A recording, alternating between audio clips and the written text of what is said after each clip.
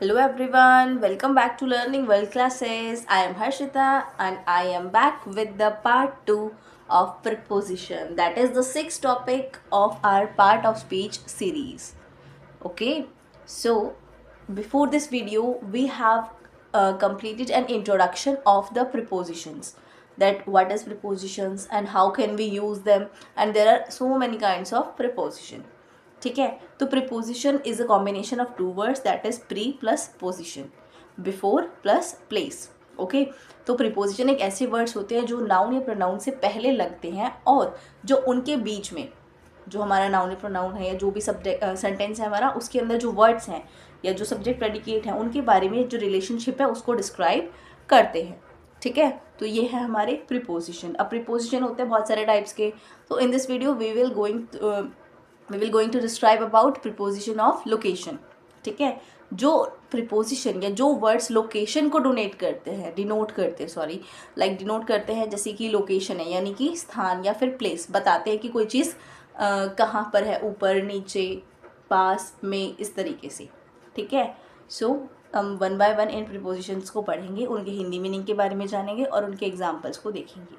Alright, so let get started. In, पहला हमारा preposition of location है इन, जिसका हिंदी मीनिंग होता है में. Pen is in the pouch, pen pouch के अंदर है या पेन जो है वो पाउच में है. ठीक है, तो इनका मतलब यहाँ पे क्या हुआ, में, किसी चीज़ में या किसी चीज़ के अंदर. ठीक है, next one is on. On का मतलब होता है पर, किसी चीज़ के पर या ऊपर. Monkey was on the tree, monkey पेड़ पर था. ठीक है, एट, एट का मतलब भी होता है पर. She is at the store, वो कहाँ थी, she is at the store, वो स्टोर पर है. ठीक है, बाय, बाय का मतलब होता है के पास. The park is by the lake, यानी कि जो पार्क है वो लेक के पास है.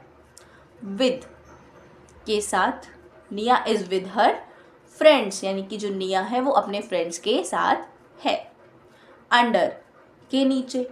The cat is under the chair, जो कैट है यानी बिल्ली है वो चेयर के नीचे है. ठीक है, next one is above. Above माने ऊपर. Frame is above the sofa, यानी कि जो फ्रेम है वो सोफे के ऊपर है. ठीक है, तो जैसे सेंटेंसेस है, इसमें हमारा सब्जेक्ट है, ऑब्जेक्ट है, हेल्पिंग वर्ब है, प्रीपोजिशंस है. ठीक है, फ्रेम अलग है, हिज हमारी हेल्पिंग वर्ब है, अबव हमारा प्रीपोजिशन है, and the sofa is the object. ठीक है, तो जो अबव वर्ड है यानी कि जो प्रीपोजिशन है उसी की वजह से हमें पता चल पा रहा है कि what is the relationship between frame and the sofa, है ना. फ्रेम के ऊपर है, सोफे के ऊपर फ्रेम है. ठीक है, तो frame is above the sofa, यानी कि फ्रेम अबव है, ऊपर है, किसके, सोफे के ऊपर है. ठीक है, so basically the prepositions do the function of telling the relationship between the words in a sentence. ठीक है, next one is over. Over का मतलब होता है ऊपर. The plane is flying over the city, यानी कि जो प्लेन है वो सिटी के ऊपर फ्लाई कर रहा है, उड़ रहा है. ठीक है, तो ये थे हमारे आज के प्रीपोजिशंस ऑफ लोकेशन, यानी कि जो प्रीपोजिशंस रिलेशनशिप बनाते हैं, बट यहाँ पे स्पेसिफिकली वो क्या बता रहे हैं, लोकेशन, यानी कि कोई भी एग्जैक्ट चीज़ या कोई भी समथिंग लाइक जो भी ऑब्जेक्ट है या सब्जेक्ट है वो कहाँ पर है और उसकी लोकेशन क्या है. Basically location is directly related to the place, यानी कि स्थान, एग्जैक्ट लोकेशन उसकी कहाँ पर है. ठीक है, तो this is all about the preposition of location. I hope आपको ये समझ में आया होगा, और प्लीज़ टाइम टू टाइम आप जो पार्ट ऑफ स्पीच है ना उसको कोशिश कीजिए कि आप सीक्वेंस में देखें.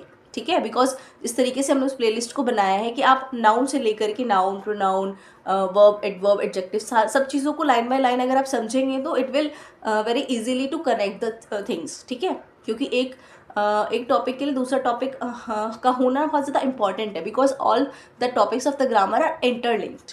ठीक है, तो कोशिश कीजिएगा कि आप एक सीक्वेंस में इन सब चीज़ों को पढ़ें, और साथ में सिर्फ पढ़ना इज़ नॉट इनफ.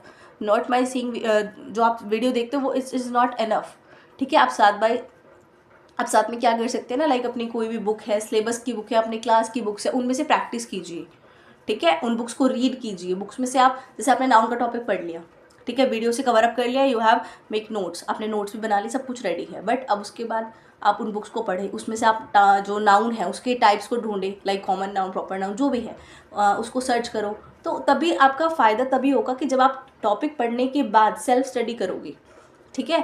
जब आप बुक से ढूंढोगे तो आपको समझ में आएगा कि आपकी क्लैरिटी बन जाएगी कि लाइक ये वाले नाउन कॉमन होते हैं, ये वाले प्रॉपर होते हैं, ये वाले कलेक्टिव होते हैं, ये वाले एब्स्ट्रैक्ट होते हैं, ठीक है। तो this is the proper way of studying every concept, ठीक है। And English is very interesting language और आई होप लाइक आपको ये सब समझ में आ रहा होगा। और अगर आप कोई और चीज़ें या कोई और कॉन्सेप्ट या कोई भी कंटेंट आप चाहते हैं तो please do like, share and subscribe और कमेंट में मुझे ज़रूर बताते रहिए, ठीक है। Thank you.